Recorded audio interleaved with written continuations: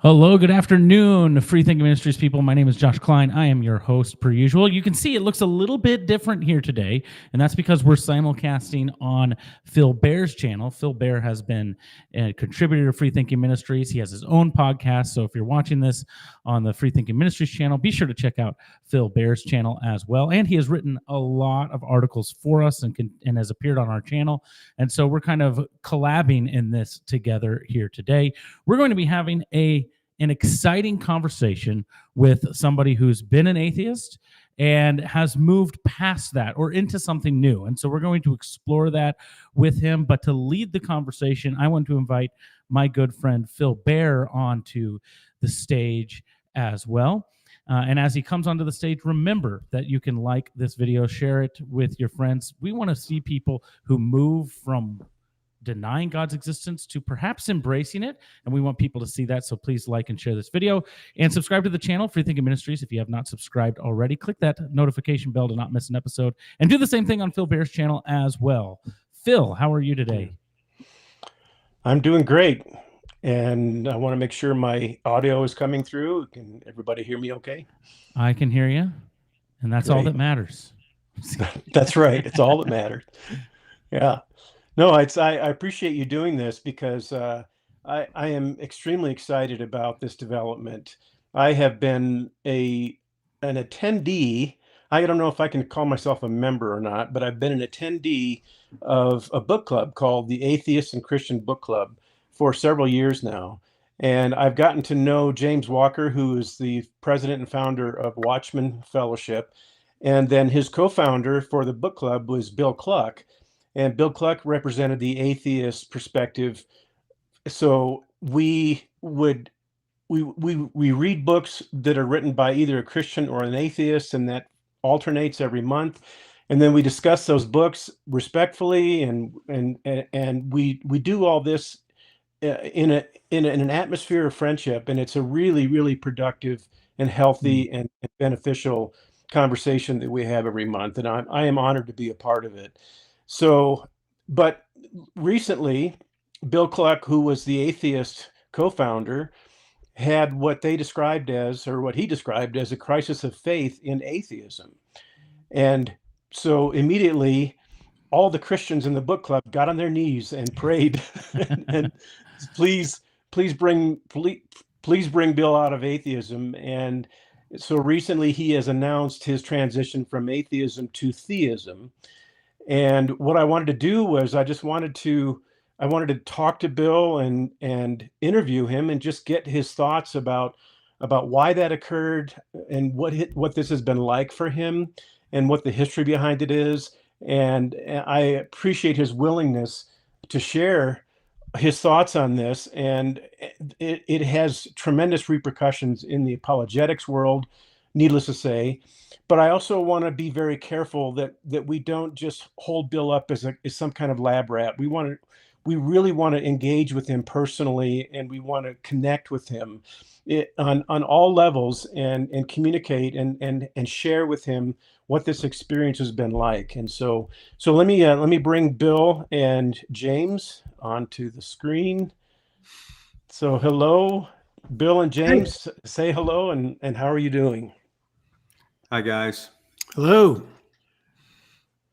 And so James is on the left and Bill is on the right. And we had our screens reversed earlier, so I want to make sure that everybody knows who's who here. But thanks for being with us. And I really appreciate, Bill, your willingness to come on and just share your heart, because that's really what this whole conversation is about, is just to hear from you. And what this has been like for you, and what this journey has really been all about.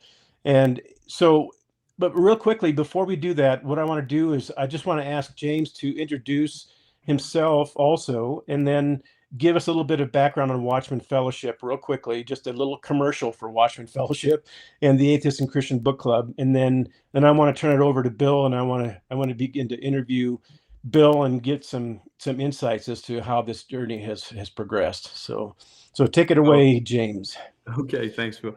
Well, as far as Bill and I'm concerned, I'm the Christian side of the Atheist and Christian Book Club. So it's I've had an interest in atheism for quite a while. I am president of Watchman Fellowship, an apologetics Christian evangelical organization focusing primarily on interfaith evangelism. How do you talk to and reach out to people of other religions, other faiths, worldviews?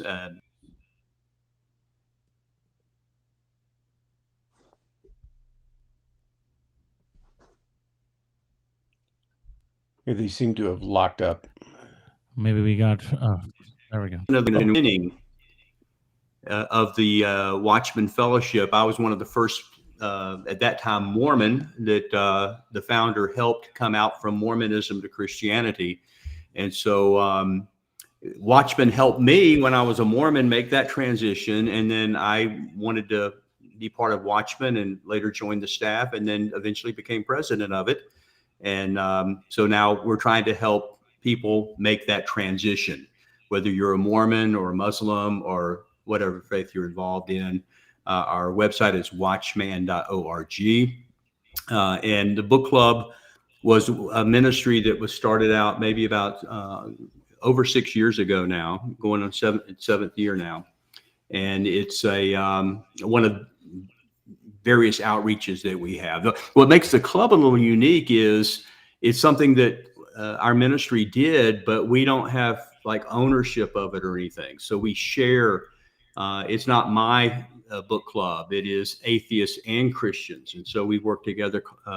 Bill would help pick out what atheist books we were going to do next. And we try to share that ownership in that. Great. As you well know, you've been there, what, 3 years now? Has it been about 3 years? I think 3 or 4. I think it was 2021 that I first started attending. And you were one of our authors that we actually had a discussion using your book. So if you were not a full member, you certainly are at that point a full member of the book club. So I would say the fastest way to become a member is, of course, make a donation. But without making a donation, if you show up and participate, you're a member of the book club. Great. Well, consider that my donation so far. Yeah, but I appreciate you having on, and I have always been intrigued by Bill's contribution to this conversation, and I could tell immediately that Bill is well read on a whole litany of these issues and of these considerations, and so Bill does not come from this or come to the table in an intellectual vacuum. He comes to the table that is filled with unbelievable insights, and so that's what I've appreciated about Bill, and so that makes this transition even more significant for me. But I do want to go ahead and turn it over to Bill, and Bill, I just want to ask you if you could just kind of share with us what your journey has been, because I think you were a former Christian you were a Christian at one point. Is that true? Yeah, for 40 years, I was a Christian at Colonial Baptist Church. One of the guys in our Sunday school class said, "Hey, Bart Ehrman's going to be at the Barnes & Noble." So I went, "Well, who's Bart Ehrman?" So I went there, and within an hour, I realized I didn't know anything about Jesus scholarship. And, that led me to questions and so forth. Before that, I was into the old earth, young earth controversy. So I learned a lot of science and a lot of apologetics from that point of view. So I come here to Dallas about 15 years ago. I arrived at Dallas, and all they wanted to do was talk about Calvinism. So I went, okay, so all this time with young earth, old earth, and all this is, you guys aren't interested. Okay, so I've learned more than I ever wanted to know about Calvinism. So anyway, but here's the thing. In this subject, apologetics, you really should know Hebrew, Greek, paleontology, chemistry, physics, biology. The list just goes on.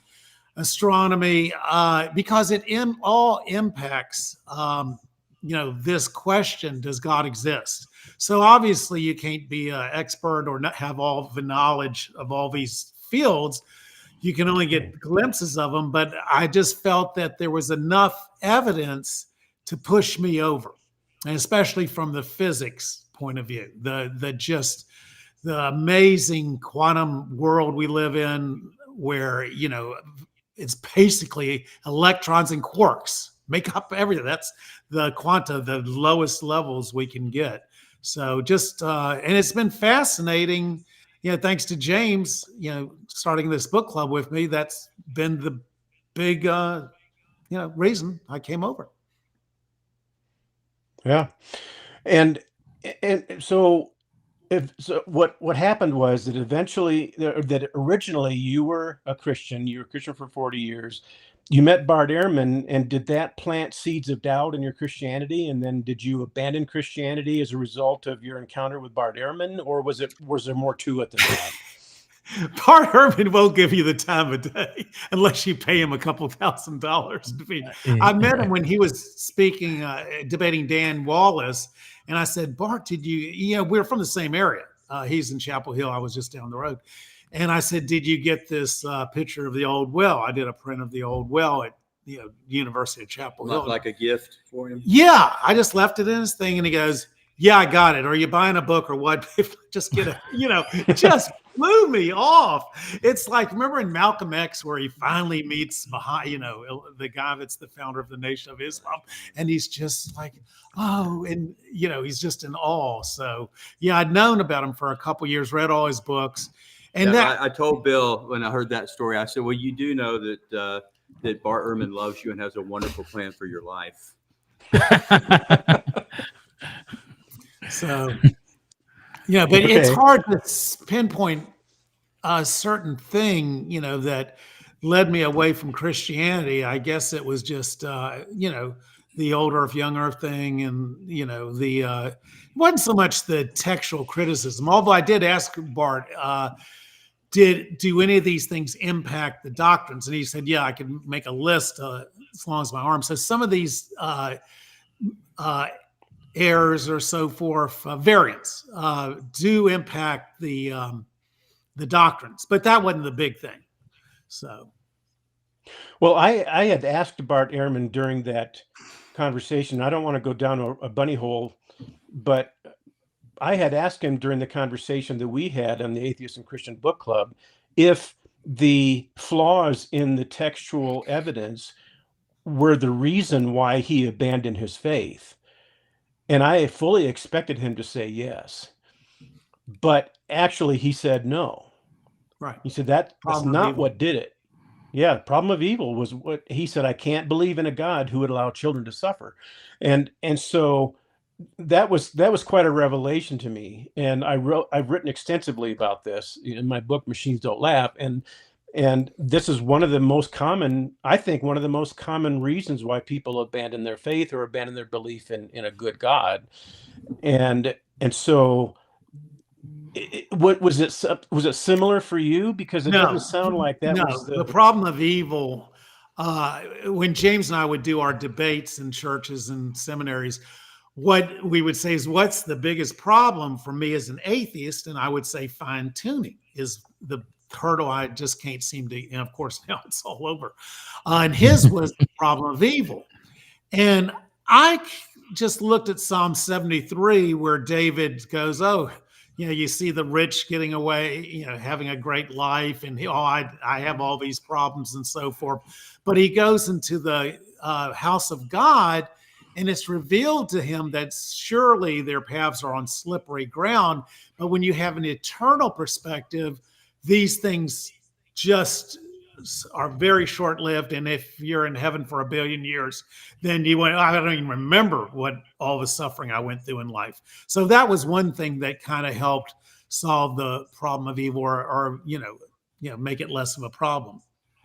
Yeah. So what was the main thing that got you into atheism in the first place? If it wasn't the problem of evil, it wasn't the textual variants? No, not at all. No. It was just problems in the New Testament, problems with the young earth, old earth. Both of them have their good points, but I think the hermeneutics, the reading of the text, points to a young earth. I think they meant evening, morning, 1 days, 2 days, and so forth. They actually believe that it was created in 6 days. And I think the older people just want to cram millions of years into it to make science fit scripture. So, it's hard to say. Was it historical Jesus studies? Was that the main category then? That was one of them. But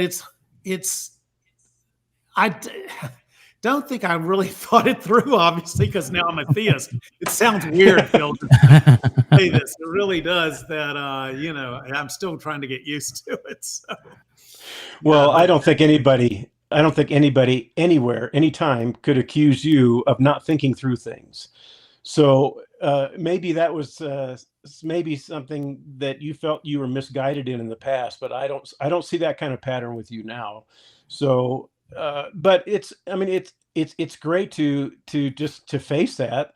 You're giving us embarrassing details that make you more authentic, as far as I'm concerned, and so we're emotional. We're emotional people, Phil, and I'm an emotional person. I have my biases, obviously. I'm brought up into a Christian nation, and and maybe it's like I read a Christopher Hitchens book, or I was brought in with his charisma. The God hypothesis, I read that with Richard Dawkins. That really didn't have much of an impact.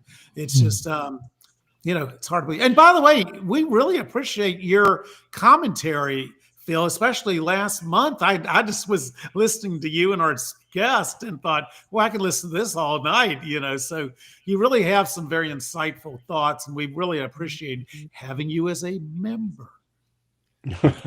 Well, I appreciate that. C.S. Lewis said that he was the dwarf, that he was standing on the shoulders of the giants, and that's the reason he could see so far. And I've always said that if C.S. Lewis is the dwarf standing on the shoulders of the giants, then I am the gnat on top of the head, on top of the dwarf who's standing on top of the shoulders of the giants. So, I am, but that's, I appreciate just the forum where people can get together and they can have these conversations without hostility, usually, most of the time, without hostility. But my question also is it seems like the fine-tuning argument was was maybe the main catalyst for bringing you out of atheism and back into theism. Was that something that has been rolling around in your head for years, or is that something that just recently just kind of hit you like a ton of bricks? Well, our first book was The Privileged Planet by Hugh Ross. So obviously, I've listened to him. I actually was a Hugh Ross little follower, although I couldn't get any traction. But even his staff said, I think the plants are coming the third day. That's way too early, because gymnosperms were 390 million years ago, and angiosperms about 175 million. So, but it just, the Luke Barnes, when we read his book, Fortunate Universe, and I read it and didn't read it for about 4 or 5 months, and then I really read it. It's just things like the strong nuclear force, the attraction between protons and neutrons, and these gluons that hold, neutrons are neutral, protons are positive. So these things should repel each other, but it's this very strong force, like 1,800 times more stronger than the electromagnetic force, way more stronger than the gravitational force, that somehow came about. And to think that it came about by chance is, really remarkable. And it just gets worse and worse, like with the Pauli exclusion principle, that these electrons have to inhabit certain orbits, and they have to have the same spin or different spins. And it's just, you have shells, and you have 2 electrons in the K shell, and then the M shell, you have 8 and 8. So it's just so many things. And right from the get-go, you got the cosmological constant, fine-tuned to 10 to the 120th, that if that thing, the expansion of the universe, the dark energy driving, if it's not right within the first few seconds, the universe just collapses into itself. And you have all this mass. We have 1 billion galaxies with 1 billion stars. I mean, just all this vast space and mass, but it has to be balanced with the dark energy driving the expansion of the universe. And it gets to the point where you just give up and say, okay, it looks like a God's behind this thing. Does that make Yeah. sense? Yeah. Bill, Well, remember you were there when we did that book. Weren't you with Luke Barnes? Were you I in that don't book? think I was. Okay. Well, the co-author of that book, it was in the whole spirit of the book club.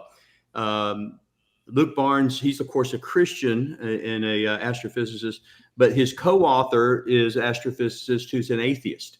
And what they said is they both agree with all this data. Now, the conclusion that the atheist co-author comes to is not God, but they agree on the science. They agree on the probabilities, on that expansion rate of the universe, all these kinds of factors. And so I felt like that was in the spirit of the book club, that you already, when you're reading his book, you're reading an atheist and a Christian discussing this issue. Right. Yeah. Well, Bill, it sounds like a little bit of a faint echo of the heavens declare the glory of God, but I don't know that You think so? want to go. Well, but I don't know if you want to go all the way back that far. Yeah. Oh, absolutely, I would. Yeah. Phil, if you start with a mind, then matter falls into place. If you just start with matter, you'll lose your mind. Does that make That's Luke Barnes said that. I just thought that was so he just summed it up. You stole that. I still think all the time. Yeah. Yeah. Well, yeah. I love that.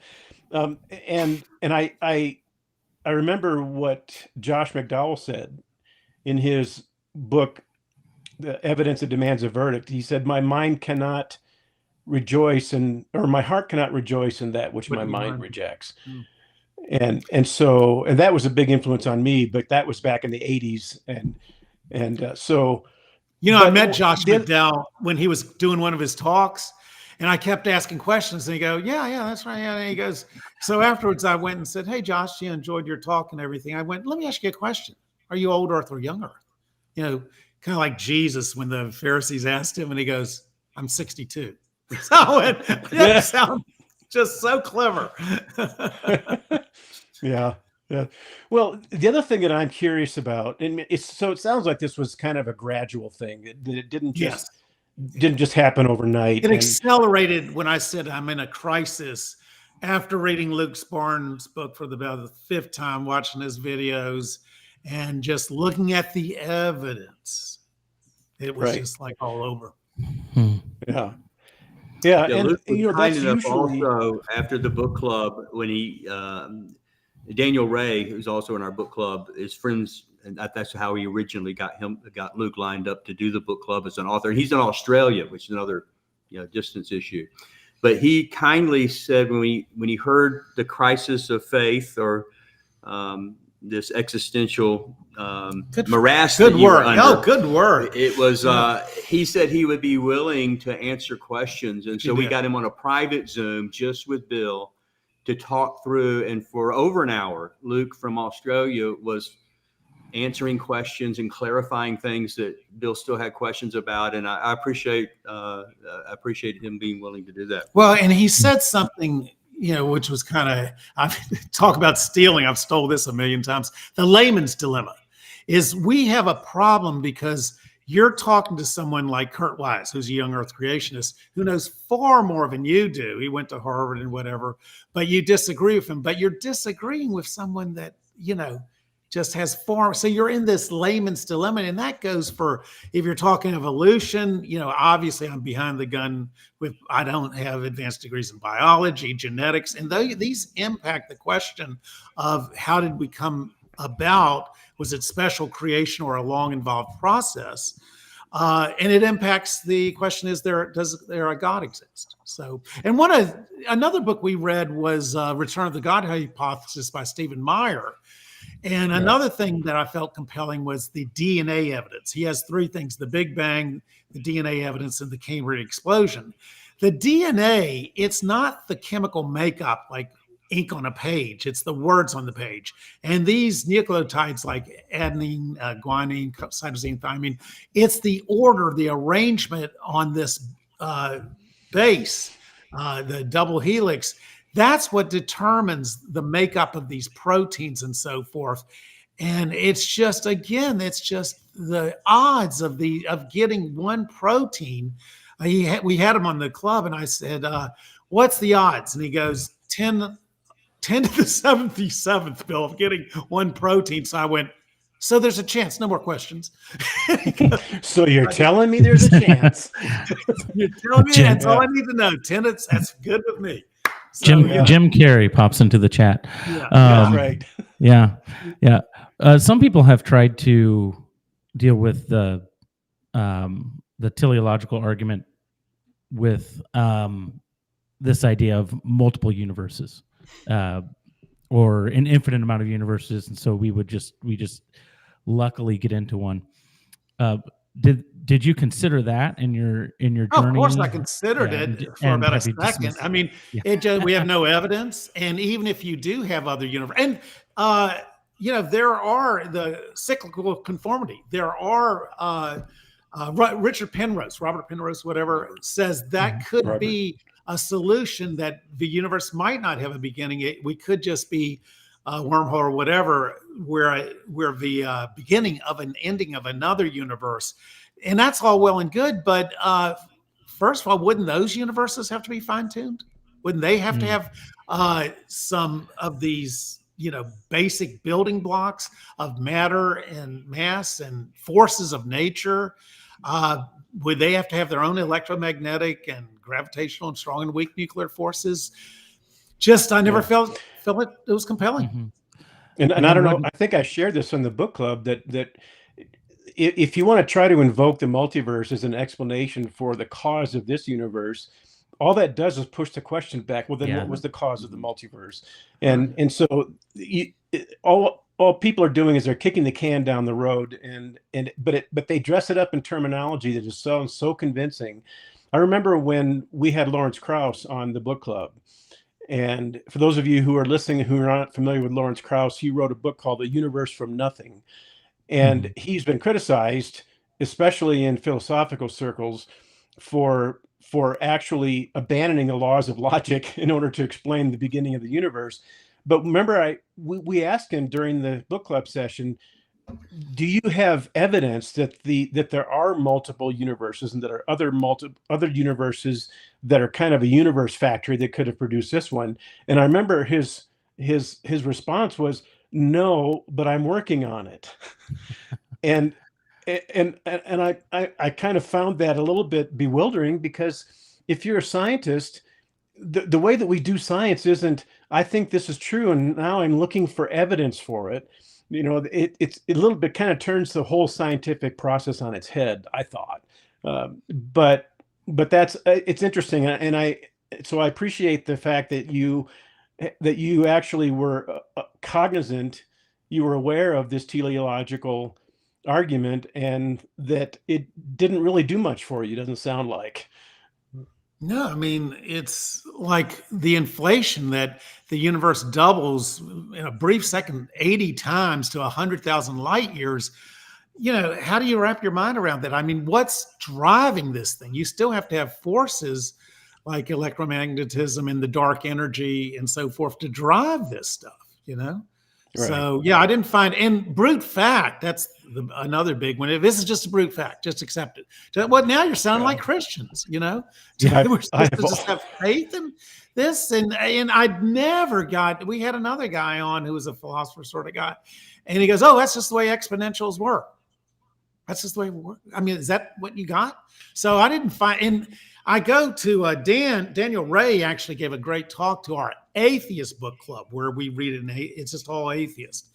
And he mentioned the fine structure constant, which is 1/137th, which is very important in physics, that it was so important. Richard Feynman said every physicist should put this on their wall and worry about it.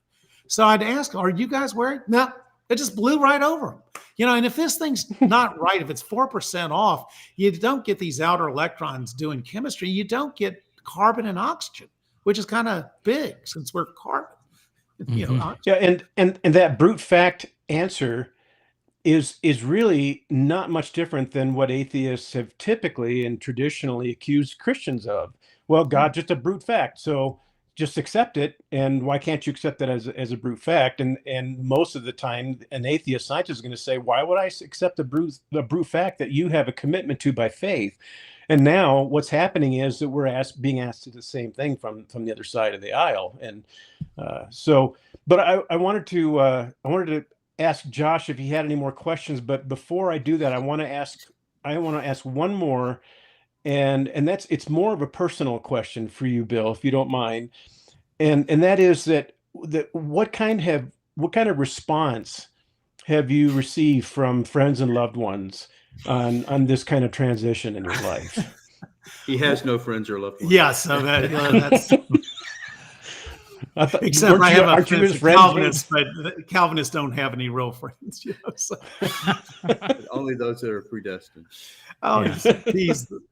That's the highest form of Christianity. You've argued with Calvinists. There's no way you're going to win with them. They're just unreachable. So, well, actually, you know what? As a side note, just real quickly, I have to share this. Leighton Flowers was in Colorado last year, and Leighton Flowers is a soteriology 101 guy, and he's a big anti-Calvinist. And he and I got together, and we drove from the place where he was speaking up to my place, and we had ribeyes that evening. And on the way up there, he said, "Phil, I want you to know that that a pastor friend of mine has another pastor friend who read your book, Calvin's Desperation, and as a result of reading your book, he has abandoned Calvinism." Oh, well, so you can get through, Phil. So you can't. Apparently, it's possible to get through. Right. I don't know how often that's going to happen. No true Calvinist. Yeah, no true Calvinist. It might be one to the 1077th. Possible. Yeah, that's probably good. Yeah. But anyway, Kelly, Godless Granny, who I really respect, she's a really insightful lawyer. So I said, "Did you watch the video I did with Farrah Coven on Creation Today?" And she said, "I got to the part where you said they should teach creationism in school. I just had to turn it off." And I'm going, well, let me explain myself. I mean, some schools do have, or I remember seeing something where a guy had a creationist come in and give for one day, just give his opinion. And I've been involved in this young earth, old earth thing seriously for like 20 years before I got into the Calvinism stuff. And I have learned about radiometric dating, geology, stuff like I would have never known. And just recently, all this great physics I've learned only because of apologetics. So why not, have, something where the kids can debate on YouTube? Because as you know, Phil, when you debate something and you have to go and like with James, have an official debate, you really better learn your stuff. It motivates you. So if these kids can have this debate on, did the Ediacaran actually have fossils that are pre-Cambrian that might have influenced the Cambrian? And another one, I didn't know what the Cambrian explosion was. I learned all this stuff from apologetics. So to me, does that make sense? And Dan felt this, or Ken felt the same way, that they felt I went to the dark side. But does that make sense? Ken's one of our former Christian, now atheist members of our book club, and it was. I'm thinking it was tongue in cheek. He wasn't. I mean, that was a joke, right? But does that make sense? Have you learned a lot about science and so forth, Phil and Josh? Oh yeah, I mean, I studied paleontology and other sciences at the University of Colorado, and I remember one morning my professor got up and we were studying spontaneous abiogenesis and how there were supposedly 5 options as to how to explain it, and I remember the professor getting up one morning in class and he said, the first thing he said was, "I just want to get this out of the way right now. We scientists believe in spontaneous abiogenesis by a leap of faith." And I felt like standing up and saying, "Who's being religious here?" Was that in Boulder? Yeah. No, that was in Denver, University of Colorado at Denver. So okay, you might stand a little better chance on the Denver campus. I don't know. Yeah, maybe not Yeah. Boulder. But Yeah, no, I think I'm sorry, Phil. oh no, go ahead. I just gonna wanted say- to call somebody a butt before we continue. I think that is accurate. A lot of those conversations, but that's come from apologetics. But I think that's, even if you don't agree with creationism or evolution, whatever, the idea that neither should be even talked about in the presence of the other. I thought we were supposed to debate ideas and figure out which one makes the best sense, right? And so I would rather have as much out in the open so we can debate them and see what rises to the surface. And when you decide, actually, we don't want to give this a fair hearing because somebody might believe it, that rewind that, and that's the Scopes monkey trial, just the other way around. So, so yeah, I maybe think both sides are kind of guilty on that, because it's like you have, Christians, we don't want to talk about that thing, have the discussion. So we'd rather just either make a caricature of it or just say, if you're that foolish, then, we're not even going to talk to you. But then the atheists do have their, it's, they don't like that comparison, but there are parallels with atheism and religions. And so they all have, a creation story. They all have they have a orthodoxy and a heresy, and you better not get on the heretical side of them. It's a lot like a religion. Yeah. And Bill, did that bother you that there were that this realization that there are certain there are certain articles of faith that exist within atheism? That I used to preach it. It's like, atheists get all upset. Oh, you're a religion. It's not a religion. Don't, just relax. It's a religion. Who cares? Yes, we do have our holy books like the God Delusion and all of Hitchens' books and so forth. And yeah, we do have reason rallies that, are groups of people meeting together for a common purpose. So yeah, so it's a religion. The thing is it the true religion? And, you have to look at the evidence. Another thing just came to my mind about stuff I've learned is endogenous retroviruses. This is one of the most interesting things because it's like one of the best proofs for evolution, because it seems like us and chimps have a common ancestor going back 6 million years ago, that we have these endogenous retroviruses that have implanted themselves into our genome, and they're on the same places in about 215 places on our genome in chimps, okay? Now, you look at something like Standing for Truth, and Donnie's written a book saying, oh, wait a minute, these ERVs actually suppress tumors. They're an important embryological development. So they have some really important functions. Yeah, and that used to be thought of as like junk DNA that had no purpose. And so, well, that's still debated. They found some junk DNA. It does, have a useful purpose. But here's, like, you've heard me say this a million times. You just have to live with the tension. Because again, it's the layman's dilemma. I'm not a geneticist or biologist. So I'm just going to have to look at both sides. And I've only looked at a certain amount and, try to reach a conclusion. Or maybe I can't reach a conclusion because there's compelling evidence on both sides. Does that make sense? Well, I have a lot to say about whether there's compelling evidence on both sides, but I'm a little bit biased. I try to be I try to be philosophically objective if I possibly can.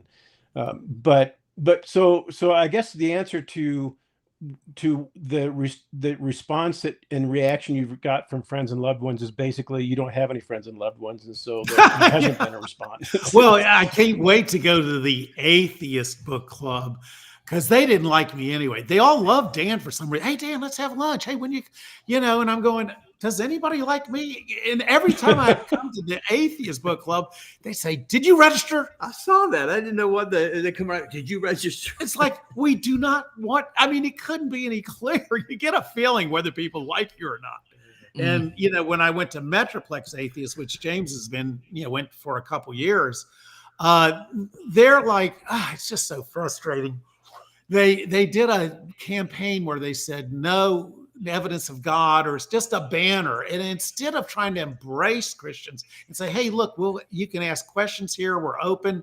If there are strong points, they just go and let's just alienate Christians even more. You remember the campaign, right? Oh, there've been several that they've do that. kind of in your face. It's just the worst marketing ever, and they're never going to go anywhere. When you go to a meeting and you got like it's like all old guys, one woman doing needlepoint, and the weird old guy that just totally kills the vibe of the whole thing. Well, the other question that I have for you is you're actually, would you say that you are now a deist? Is that pretty much the best representation of your position so far, or at this point? Well, it's a good question, and boy, I just got to theist a week ago. So, I really haven't thought through the other things. Is God personal? Okay. Does he it looks like he transcends the universe and human history. How personal is he? I did ask God if he could reveal himself to me, and he said, hey, when you get 15,000 subscribers like Eric Hovind, I will reveal myself to you, but you just do not have enough subscribers, Bill. So no, you're not important enough. Yeah. Well, and that was the reason that I asked, is because we have had lots of discussions about naturalism and the implications of naturalism. And when someone has that kind of prior commitment to naturalism, usually what that consists of is a denial that there are any supernatural causes, any supernatural events, or any supernatural beings. But if someone becomes a theist and they still have some semblance of naturalism that's residual from their prior worldview, they may be able to retain that, but they have to drop the idea that there's no such thing as a supernatural being. Because if you're convinced by this fine-tuning argument and by all the scientific evidence that there's got to be some kind of supernatural cause, that cause would have to be supernatural if it's the actual origin of natural law. And so if you haven't actually gone through and figured all this stuff out yet, that's okay. We can do a part 2. But I did want to find out where you were on these things and how they fit, and are you still wrestling with them? And if you are, that's okay. We will give you permission to wrestle with these issues. Well, no, I mean, it's been a big step, so I'm just dealing with this for now. And the transcendence of God, obviously, yeah, certainly, I believe he's transcended human history. Like with the Cambrian explosion, all the major the echinoderms, the arthropods, the chordates like us. It seems that we don't have any real good ediacaran precursors. So it seems like, God might have, got these things off the ground, these major phyla, which suddenly appear, it seems, in over 10 million years to come about. And as far as special revelation, like, can we talk about the Bible, Phil? I know that's probably something you're not interested in, but. No, I've never read the Bible, so I'm not going to be able to give you any. So, we talked about this before, the Syrophoenician woman, it's like you look at the text and you go, okay, this has a real aura verisimilitude. You have Jesus, doesn't even want to be bothered by this woman. And she says, hey, can you heal me? And he goes, look, I'm not going to give the children's pearls and give them to the dogs. And she goes, even the dogs eat the crumbs. And it's like, it has that criteria of embarrassment where it's making Jesus look a little misogynistic, a little xenophobic, but yet he does heal her. So you have to look at the text and go, does this sound believable? Could God, obviously God could, if he could create the universe and all these laws of natures and constants and so forth, he could have, been co-equal of God. Jesus could be God and could have healed people and resurrected from, as we discussed last month, there's evidence that he resurrected. And that's where atheists go wrong. They say, oh, there's no evidence here. Well, of course there's evidence. You have written accounts, whether it's 30, 40 years or whatever, or like in Paul's letters, whether it's 6 months or 2 years, very recently testifying to a belief from the disciples' point of view that there was a risen Savior. So. Hey guys, I was going to talk to Bill about this some more. We talked a little bit about it at lunch right before the meeting as well. But as he goes through and evaluates, okay, if there is a creator, there has to be too much evidence there. Now, what is this thing? And so trying to answer that question, some of the historical Jesus issues is what first kind of drove him away from Christianity. And I think a lot of it was based on an anti-supernatural bias, kind of like what you were referring to, Phil, because if miracles can't exist, or the wise person would never side on the evidence we would have available for any miracle that could have even happened, then it's going to throw a lot of doubts on much of the New Testament, much of the whole Bible, actually, But and this is what I was going to, and I think that's where you were headed. If there is a creator God, then it makes all those miracles possible. No, without a doubt. Not probable, maybe, not proven, maybe, but it makes it possible. So what I was going to say is, if you go back and relook at those historical Jesus issues, Jesus walks on water, the resurrection itself, and if you say, okay, I will acknowledge now it is possible that there's a God, that it could have happened. Now go back and reevaluate. Is it that ridiculous then? Or do the atheist arguments against the resurrection, the probabilities change tremendously if you say there is a God? Well, that makes it at least possible, if not probable. Well, you look at things like Jesus walking on the water in Mark. Jesus walks on the water. We can't do a videotape. We can't, hey, can you do this one more time so I can get a different angle? We just have to look at historiography. Now, you look at Matthew, and he has Peter also walking on the water. Not necessarily a contradiction, but see, I kind of embrace these minor differences where Christians, contradiction, Another one, one of the most problematic for atheists is the Jerusalem Galilee problem. Did Jesus appear only in Jerusalem for 40 days with the disciples, or did he say, like in Matthew and Mark, go to Galilee? So there's a difference here. So to me, that shows these people aren't colluding. I know Matthew and Luke copied Mark and so forth, but there are things where they do have their special sources, and there's differences, which adds to the credibility. But still, you've just got to, are you going to go like with Rudolph Bultmann and just say, oh, well, of course, we've got to just throw out all the miracles. We can believe like the Spice Girls, Mary and Martha. That just seems very believable. So, you just have to evaluate it the best you can. Yeah. Josh, you have any other questions? Yeah, well, my next question was just going to be like that. Once you embrace theism or some form of deism, what's kind of next on you can't investigate everything all at once, right? I mean, we wish we could, but we can't. But once you've kind of said, okay, at least deism makes sense, where a supernatural force created everything, and maybe he doesn't have anything to do with it anymore. Maybe he's still intricately involved. But what's next on like the priority list of, all right, where do I go now that I believe this? What's the next thing I want to investigate to inform my view of who this God could be? Well, I'm kind of floating in the wilderness now, so it's a whole new ballgame. But obviously, here's the thing: we've had some of the best scholars in the world, Dale Allison, on. So now he's a Christian, which he's like, yeah, Jesus, those birth narratives and post-resurrection, they're probably fiction and all that. Very liberal. So, do you go and he believes though in the supernatural and so forth, which I do now.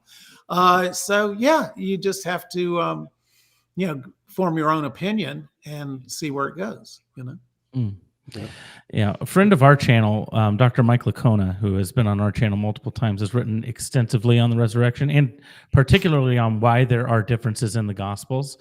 So I know he and Dale Allison differ a little bit on those things. Yeah, but he has a lot of respect for Dale Allison. He says he'll never 100%. be.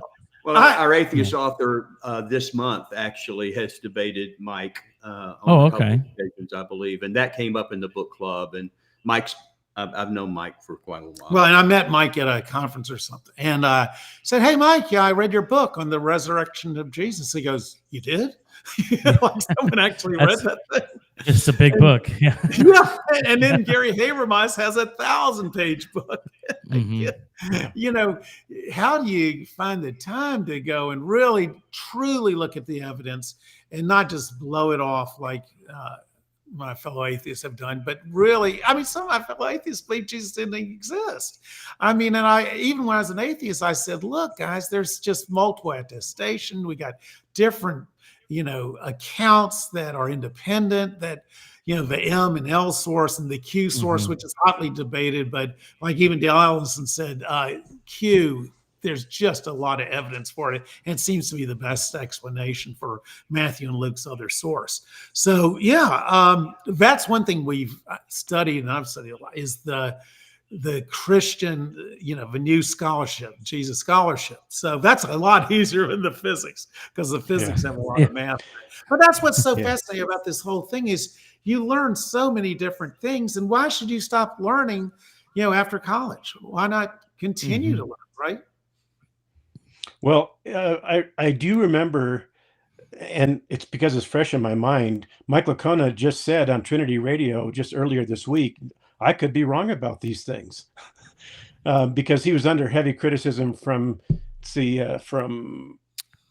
John G. West and Alyssa Childers. Alyssa Childers, yeah. Elisa Childers, yeah. Elisa, yeah.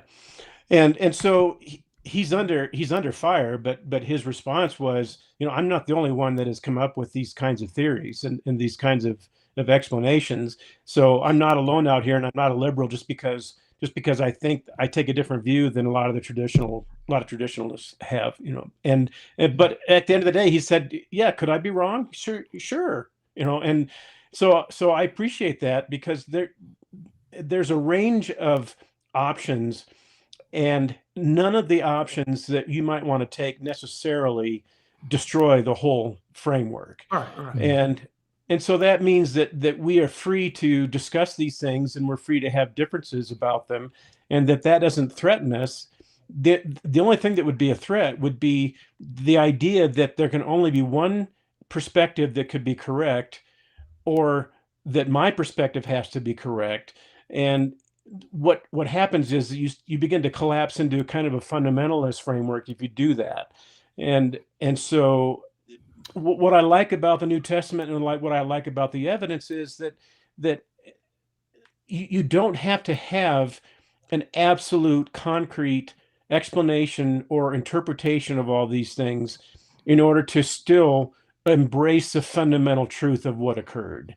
And a lot of these are secondary details, and they don't necessarily have a lot to do with the fundamental.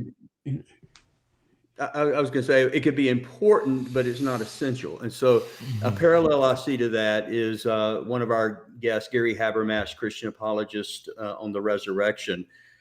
We had him on one of our book clubs, and he was talking about his friend Anthony Flew, who was one of the top atheist philosophers of the 20th century, probably.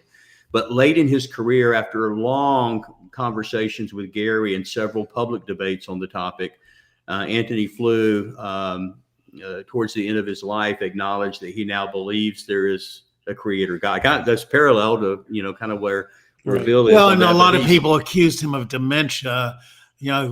I know I'm kind of losing it here. I wasn't going to draw that parallel. Oh, thanks. I appreciate it. But wasn't he in his 80s or something like that? When Gary said, well, he was a deist, but not a Christian. And so Gary was kind of like what we're talking with Bill, well, what would keep you from taking that extra step to Christianity, or what's the major issue he would see? And for Flew, Gary Habermas said it was kind of the problem of evil in the area of hell and the idea of eternal punishment. And so he just couldn't wrap his mind around the idea of how Jesus or God, how that would work with the love of God. And so what Gary said is, you don't need to worry about that. You can still come to Christ, be a believer, worry about the eternal punishment part later. You don't have to get everything resolved. There are Christians who don't believe in eternal punishment. Now, I'm not one of them, and of course, neither is Gary Habermas. But even if there, I believe the Bible in its original autograph is without error. But you don't have to believe in inerrancy in order to believe in Jesus. So you might want to not let a non-essential issue stand between you and making a decision in what could be an essential issue. That's good. Well, and I know that this is probably a shocking revelation, but as a Christian, having been a Christian for 50 years, I still struggle with a few issues, Bill. And I know that's hard to believe, but there's such a thing. There's no such thing as a Christian who doesn't struggle with issues and doesn't struggle with doubts. And in fact, if you meet a Christian that doesn't struggle with anything, then I would seriously be concerned about the state of that Christian's faith, because we're always going to struggle with things. There are problems with all of our beliefs. The fact that we can't work them out doesn't mean they can't be worked out, but we may never solve some of these problems until we get to the other side. Well, and the church today, Phil, you got this hip, cool church where you can just blend in, do your little sins, and nobody will ever hold you to account. And then you got this Calvinism where they have this smugness and arrogance where, we got all the answers. We know it all, it's just no problem. It's just, it's crazy what's going on in Christianity now, so. It's interesting with Bill, even when he was a hardcore atheist, he seemed to be very concerned about the doctrinal purity of the church. Yeah. And it's just like, why are all these old hip church pastors? And I hate this. And the word faith, it drives me crazy. Yes. It's just like, if you're an atheist, don't you want it to be chaotic? Because I had a friend that taught Sunday school, so I would go every Sunday to his, So. Yeah, well, and that can be a stumbling block for a lot of atheists, because when they look at the state of the church and when they look at the behavior of Christians and they see how fragmented the church is, and when they see how there's so much lack of intellectual integrity among Christians, it's understandable. I don't think that justifies rejecting Christianity, but it certainly is understandable why some people don't want to have anything to do with it, because of the way, who was it? Bertrand? I don't remember who it was. I'm going to mess this quote up, but somebody said, I like Jesus a lot. It's just his followers that I can't. Yeah, stand. somebody. And do you remember who it was? I think that's actually attributed to Buddha, or not Buddha, Gandhi. He had foreshadowing. Yeah, the Dalai Lama, maybe I've heard it attributed that. And that may be one of those quotes that have been attributed to 100 people. Yeah, it just flies around. Maybe but I never look at Christians, because one of the people when I was in high school at 17 that led me to Christ, we went to college together. And in college, he would get drunk. He slept around. He just did and he was the core chaplain. And so I've seen the hypocrisy of the church.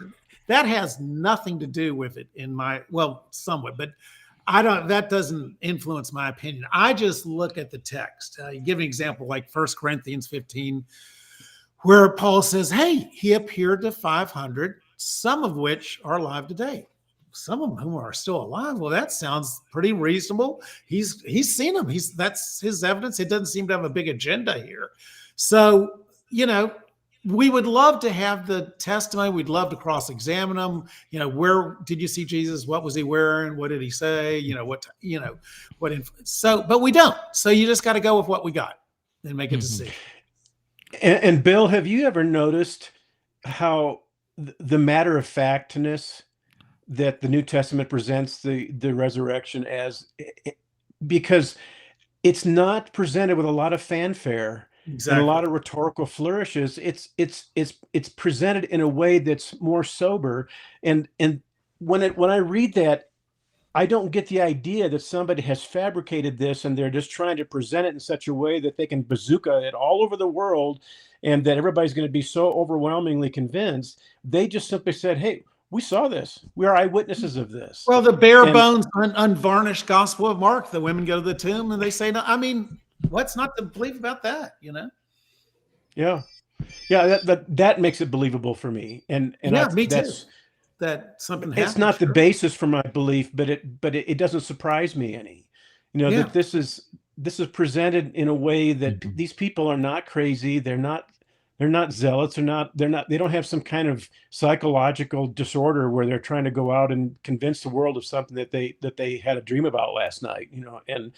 And that's the way a lot of the atheists present it. In fact, I felt like that was kind of the way that Dr. Larry Shapiro presented it. That these are just wild, off the cuff, random accusations, or not accusations, but just random claims that just a whole bunch of illiterate people are out there making. And I just think that doesn't take into consideration the entire historical context and just the broad arc of all these historical claims that Well, are just coming like in into, Galatians 1:18 through 19, Paul goes and meets with Peter and James, and just kind of matter of factly says, "Yeah, I went and met with the pillars and so forth." And and his conflict with Peter, does that not seem like history, reality to you? That right. if you're making it up, you'd have them all on the same page. Where Paul says, "Hey, look, I went and confronted him and saying, why are you such a hypocrite? Eating with the Gentiles thing." So as James has said so acutely, that in the Book of Mormon, it's all black and you can say it better than I can. Oh yeah, when I came out of Mormonism, that's one of the first things as a new Christian that I saw is the Bible seems to be talking about real people. So you have, King David being, a man after God's own heart, but having these terrible other issues and problems in his life. And in the Book of Mormon, all the characters are paper thin. They're either villains or heroes. If they're a hero, they never do anything wrong. If they're a villain, they have no redeeming qualities whatsoever. And it just doesn't read like these are real people. Yeah. And the question is, were these New Testament writers, are they so nuanced? Are they so clever that they had Peter deny Jesus 3 or 6 or whatever times that just totally sell him out? I mean, are you that brilliant? I don't think so. Yeah, and what they think of the modern criteria in that regard, so that they could make up those things. Yeah. So that modern readers would they want to have it both ways. The atheists will say, "Oh, these are all Iron Age goat herders and ignorant and stuff like that." And then they had this elaborate plan to describe the resurrection in such a way that no one could figure out what was really going on. And I thought they were goat herders. Which is it?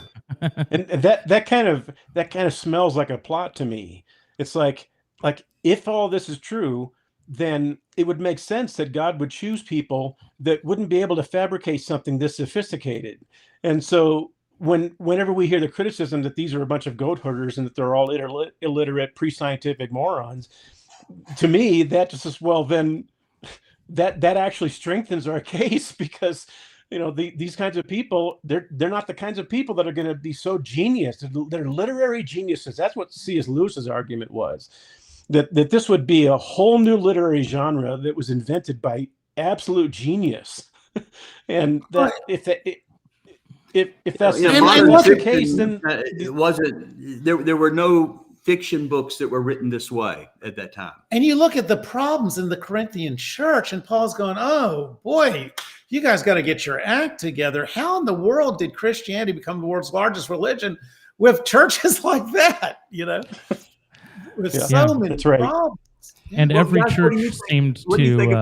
I'm sorry, go ahead. Oh no, good. I would say every church seemed to annoy the local population too. So it was, it wasn't really built to be sustained unless there was something else in there. So you had a comment propped up here.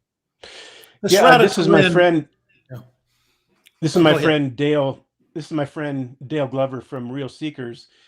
He says, "Phil, I'm curious as to what your guest's take is on the evidence of the Shroud of Turin as an atheist versus now a theist."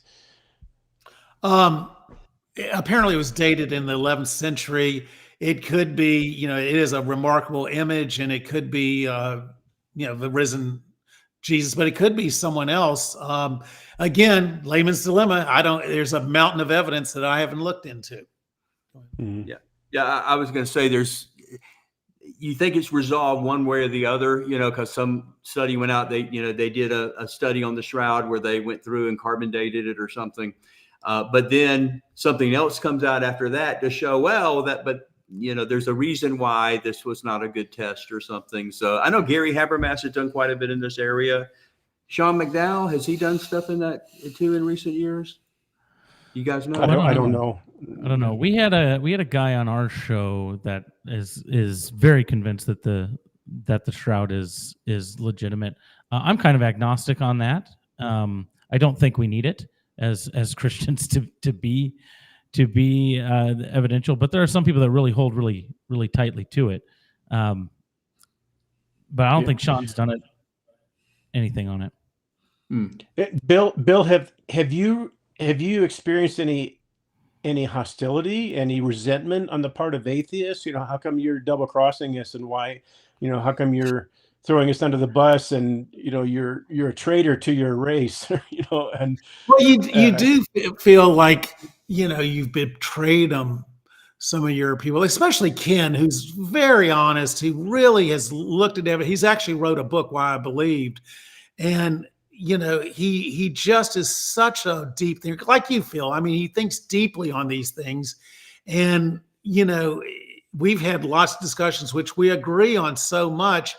But, I'm not Ken, I'm myself, and I have to make a decision, especially if you're part of the atheist Christian deal, then, you have to just look at the evidence. And that's where I came down on.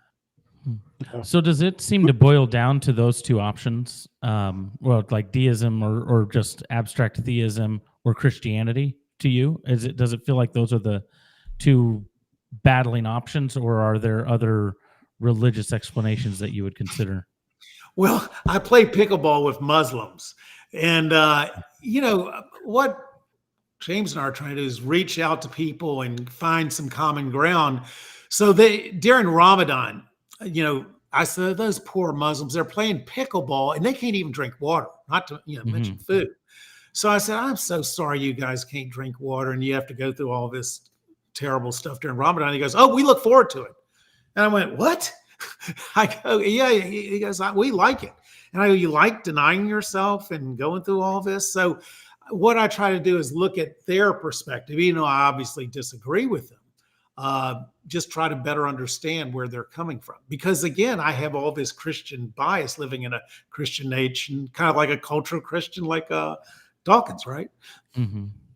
Well, I would think that there would be people that are still on the atheist side that would react to this recent development as you're weakening our case, you're weakening our credibility.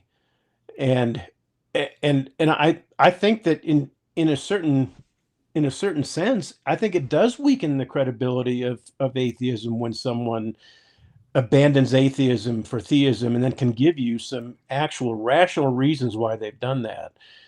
Because most of the time, well, I don't know about most of the time, but quite often I hear from atheists that Christianity is so irrational. No intelligent person would ever believe in this magic, this magician in the sky. And so it's the way that I see it, and I could be biased, and I think everybody probably knows that I am, but the way that I see it is that this does undermine the credibility of atheism when someone who is intelligent as you and who is well read as you and who has thought these things through to such an extensive degree can actually make this transition just because he feels overwhelmed by the evidence. Then that really seems to be a big blow to atheism every time that happens. That could be the case. I think, but then you could say that the opposite would be true. Anytime a well-known Christian becomes an atheist, is that a blow to Christianity? Well, it's interesting. Like, remember at Metroplex Atheist, that guy that died and you did his funeral? I forgot his name. Yeah. Adikla. He goes, I just kind of like hanging around these guys. And I'm thinking, why would you like hanging around these people? People think, when atheists get together, they talk about, I hate God and religion and deep. They talk about stupid stuff. I mean, just stuff I have no interest in, like computers and just, Our book club is not a good sample size or a good way of choosing the samples, but we did a whole book club last year just when Bill said, I need to explain to people I'm struggling. And so we did a whole book club where Bill is having this existential crisis and he needs input, both from his Christian friends and his atheist friends. And I mean, we had a number of our authors, one of them, New York Times bestselling author, that came onto the book club that night, and none of them, to me, seemed to be judgmental or John dismissive. John Loftus was there, who had he had a huge impact. He wrote the book, The Christian Delusion, Why I Became an Atheist. He is a very, thoughtful, intelligent person, terrible debater, but, a really profound influence. Remember, they were trying to give him, possible atheist solutions to his problem. Not that could be resolved just in 1 hour. But Daniel and James was nice enough to put him up, take him to dinner. I mean, he couldn't have been any more nicer. And Daniel said, well, what do you think about these cosmological arguments? And Dan, from what Dan told me, it just blew right in. I don't know. I don't care. So a lot of times, I don't know if you guys have noticed this, but some atheists become atheists for emotional reasons. No. I don't know. That's the rumor. Tell me it isn't true. Yeah. No, that's actually a lot of what I wrote about in my book. But I don't. People can become Christians for emotional reasons. Yeah, that's true. And so we can adopt all sorts of ideologies just because we want to believe it. Sometimes people will adopt ideologies because they have wounds, and they're trying to deal with and trying to make sense of what wounded them. Yeah. And there are many Christians who will abandon Christianity because they've been wounded by Christians or been wounded by their fathers or by a family member or the loss of a loved one or whatever that it happens to be. And our jobs as apologists is to just encourage people to, no matter how hard it is, that you have to try to avoid making ideological decisions based on an emotional state that you might be in at this point. And I am concerned about Christians who become Christians because they've had some kind of an emotional experience. Because if an emotional experience can get you into Christianity, then an emotional experience can get you out of Christianity. And but what I appreciate about you, Bill, is that I don't think this transition has been based on emotions. I think it's been based on a lot of deliberative thinking on your part, and that's why I admire where you are and where you've come. And I told him this at lunch today. If you look at, we would like to see him make that whole journey from atheism to Christianity, but to go from atheism to theism, if it's 1,000-mile journey, that's 999 miles he's already gone the 900. He's only got one more mile, or maybe just a couple of more blocks, I think, into where we would like to see him be. So we're trying to deal with that, and maybe we'll do a book club about it too or something. And so you don't have a whole lot of options. If there's a God, a personal God, as far as major religions, you have a couple of options maybe, but it begins to narrow down the possibility. Deism, you mentioned earlier, Phil, and we were talking about that at lunch.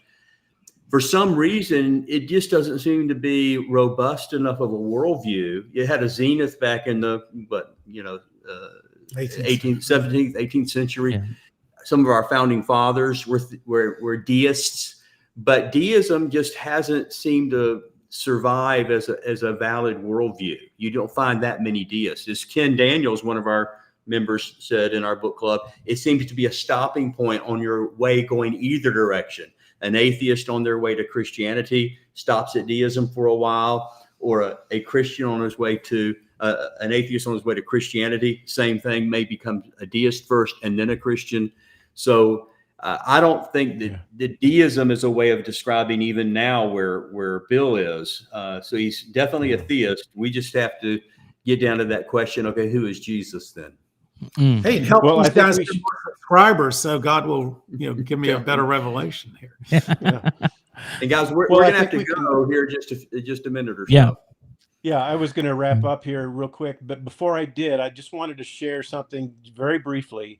When I was in my late teens, I abandoned my Christianity because of the influence of atheist professors at University of Iowa when I was studying philosophy, and so I pretty much lost my faith, and I came back to it because my mother gave me a book by Francis Schaeffer that kind of helped bring me back into the fold. And whenever I shared that story, people would really talk to me about, well, I mean, I'm feeling like I'm struggling with my faith also, but I feel like I'm going to lose my reputation if I fall away, and I'm going to feel guilty and things like that. And what I've told them is, and I would say the same thing to you, Bill, is that it's better to have all of your dominoes knocked down than to have them standing up for the wrong reasons. Oh, good And point. and I will pray for you to come back to your faith, but the only way that I would like to see that happen is for you to come back to your faith for the right reasons. And you're a man of integrity, and you're a man of intellectual honesty. And if you do come back to your faith, I'm confident that it's not going to be for the wrong reasons. I think it's going to be for the right reasons. And so that's what we're praying for you. That's what we're praying for you for. But what I think of you and how I feel about you is not going to be influenced at all by whatever your future decisions might be. And so I admire you just the way you are. But I absolutely do celebrate this transition. So Josh, thanks for all you contributed to the book club, Phil. And thanks, Josh, for having me on. I really appreciate it. Yeah, it was great to have you on. Thank you so much for joining us, sharing your story. It's kind of interesting to get someone in the middle of the journey, right? A lot of times we get somebody who has decided and is still an atheist or still a Christian, or somebody who has left and they've ended the journey of so it's fun to kind of see the experience of in the middle of the journey. So thank you for sharing that with us and being vulnerable with that, because that's a vulnerable place to be in, really, when it's like, well, I'm still in the journey, so I don't have all the answers of what I actually think yet. So I appreciate your candor in that regard. And as far as people watching, is there any place that they could follow James, Bill, where you guys are out there, Facebook, YouTube, that sort of thing? If they want to be part of our monthly Zoom at the Atheist and Christian Book Club, you go to atheistchristianbookclub.com, and you can see about our next book club, and you're welcome to join that. And then more about Watchmen at best places, watchman.org. Okay. All right. Thanks for sharing that with us. And for everybody watching, please like this video, share it. I think it's an important conversation to share. So please share it on either side of the spectrum. If you're an atheist, share it. If you're a Christian, share it. All those sorts of things, share it. Subscribe to Free Thinking Ministries. Subscribe to Phil Bear as well. And go to freethinkingministries.com. We've got all sorts of things there. We've got new articles coming out every single week. We've got opportunities to contact us. Tim and I are going to be doing a Q&A here soon, so we're excited for that as well. Guys, thank you so much for joining us. This was fun, and it was enlightening, and it was great to meet you. I met you as we were starting to live stream, so it was fun to meet you. Yeah, and thank you, Bill, so much. Hopefully we can have a follow-up to this and we can continue. Yeah, be great. Great. Thanks, Phil. Appreciate you.